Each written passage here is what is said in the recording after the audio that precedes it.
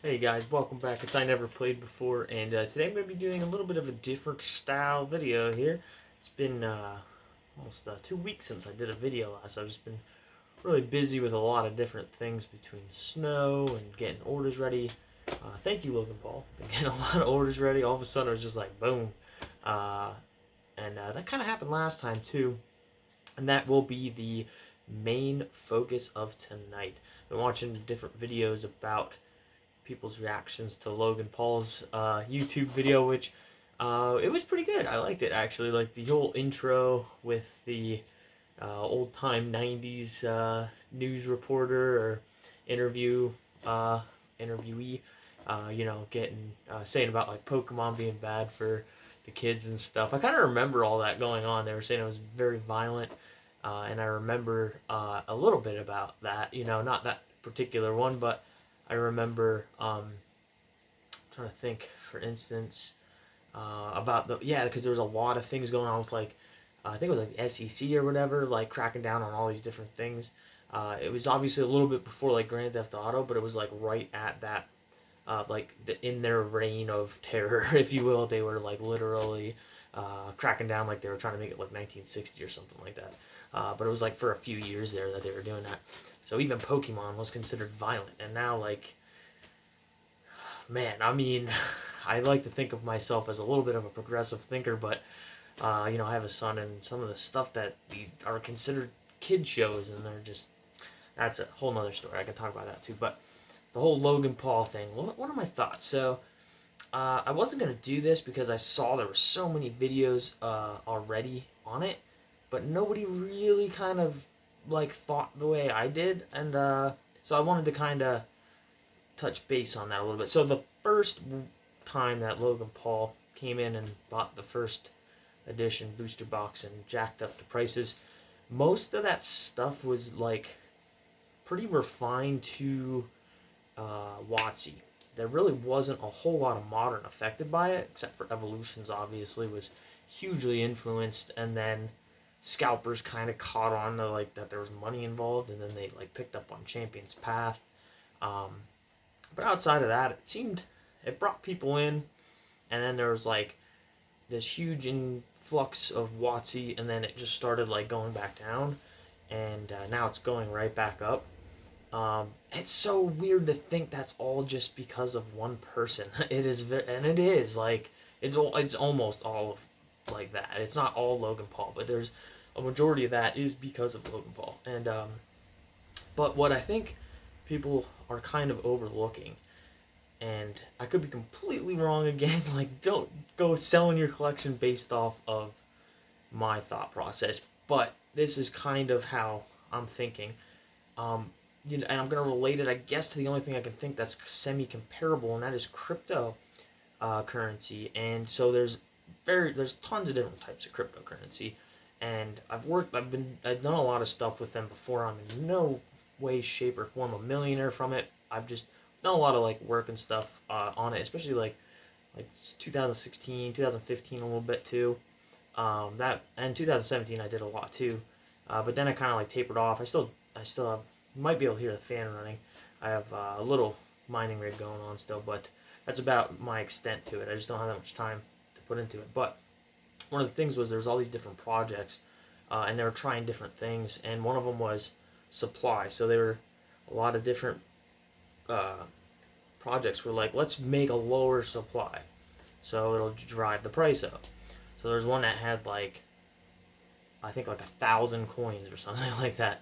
It was like URX or something. I forget what it was, but it kind of like at first it was like boom boom, and then it just kind of tapered off because it doesn't matter if there's a low supply if there's no demand. And kind of what happens is psychologically people like to see bigger numbers. So a lot of these other projects that we're doing, like, well, let's do 21 billion instead of 21 million, they're still around to stay. Ravencoin is one. There's I forget. There's so many different projects. It's hard to keep track of them all. A lot of them just did like almost like one for one replica of Bitcoin with like very little variation, and then they would just scam. They would like sell it and then just dump it. Had no intentions of doing anything creative or uh, contributing to anything in the crypto space. They just wanted to get your money. So gotta watch out for that too. I'm not advocating for cryptocurrencies in this. I was just trying to show you the similarities. So what could essentially end up happening is now Logan Paul bought like 6 first edition booster boxes. I can't imagine there being that many left. And people don't, you gotta think, what's gonna happen if there's not, like, it's so unattainable. It was already unattainable for most people. You can strive for that, but even if you're like a very successful person and you're striving to get that box, nobody's gonna want to spend that, even if you can get that, because you're becoming more unliquid as well. That's like one of the things you see.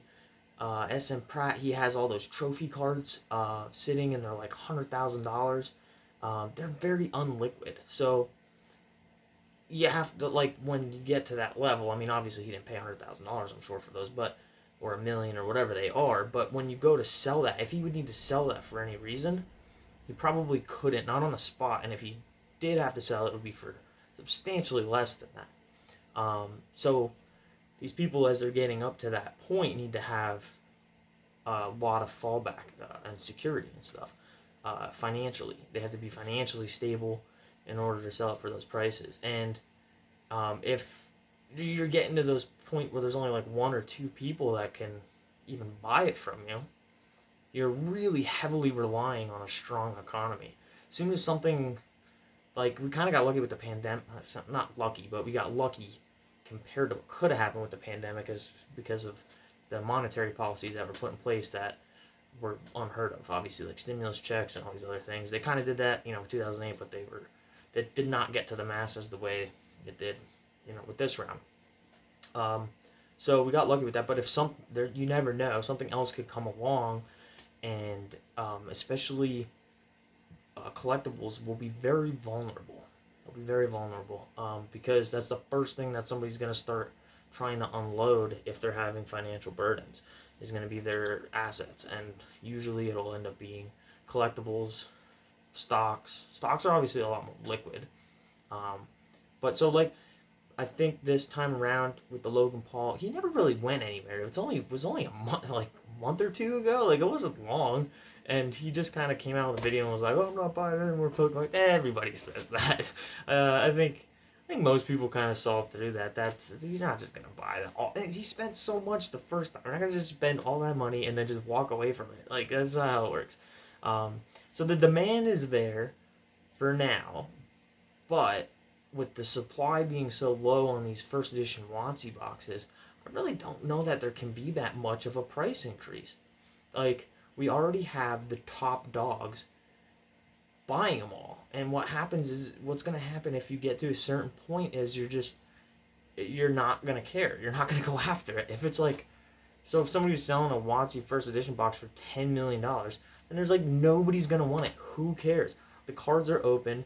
There's Charizards, there's reprints, there's all these artworks that are almost identical.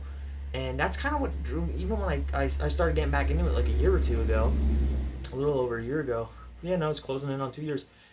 When, like, people were paying all these crazy prices for first edition, I never, and I obviously missed out on a lot from not doing that. But I did very well in modern too. So it kind of like, there's stages and stuff, like, so if you're new to Pokemon, you can definitely get into modern and have room to grow. Like, there's room to grow.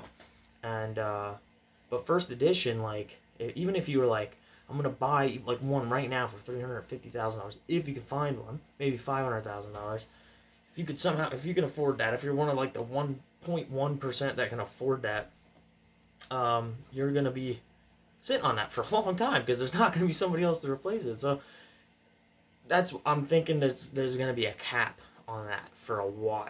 Long time, because right now money, dollars, USD, is cheap, and if that starts strengthening with the Fed increasing rates in a couple of years, which is definitely going to happen at least in the next probably 5 years, I would say, probably way before that, I would think more like 2 to 3 years, the dollar is going to start strengthening again, and you're not going to have this easy money, which really is what's going on. If you have money right now, you're losing money. So anybody buying assets is gaining money. So everybody's buying assets, inflating the prices, but they can only go up so high. And I mean, modern, and even semi vintage. And I'm maybe it sounds like I'm saying this because I have that, and that's probably some truth to that. But there's a reason I have mostly these because their margins are potentially way larger and they're a lot more liquid. And even modern and semi vintage like black and white, X and Y, they're not as liquid as people think. Not for the price. Like if you see like eBay sold listings for like $60, $70 for a pack, if you were to list it at auction, you might not get that. You probably usually only get like 50. And if you want that 60 or 70, you might be sitting on that pack for a month or two. So if you have like a bunch of those and you're trying to make $30 to $40 per pack profit because you bought them for $30, 3 years ago, it's not like instantaneously. So like you're building wealth in assets that are not very liquid.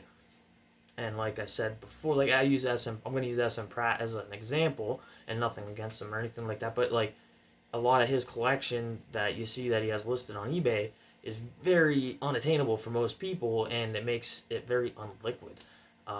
And so you just got to watch that. And I don't know that it's going to be quite like that for first edition and like unlimited and gym, like all the gym series and Team Rocket.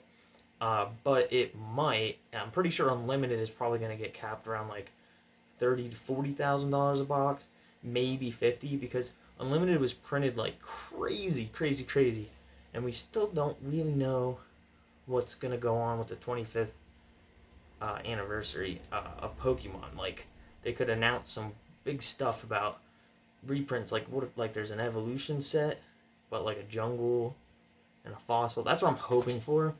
I don't think they announced anything. I mean, we got Shiny Fates coming up, right? We got McDonald's coming up. That's like in a couple days.